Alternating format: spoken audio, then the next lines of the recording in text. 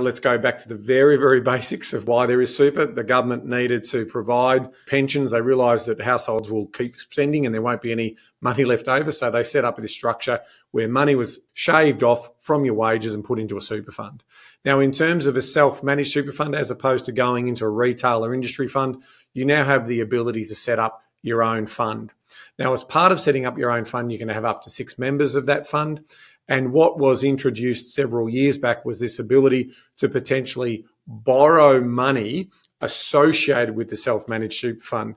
And that's called limited recourse borrowing arrangements. The members are the contributors and the trustees of the self-managed super fund. In terms of setting up to actually borrow money to buy residential property, you'll need to obviously have a relationship with the lender. They will need to take the security of the asset, and you need to be able to run this through what's known as a holding trust. Okay, so where the title is held in that holding trust by the trustee, mortgage repayments will still come out of the contributions that are going into the self-managed super fund. And so effectively the fund itself isn't borrowing, but through a structure through this holding trust, and it's different. There's slight tweaks in each state and territory, so you must get specific advice in this area. So we are again saying we're sharing general knowledge here. This is not a recommendation to invest inside a self-managed super fund, but that's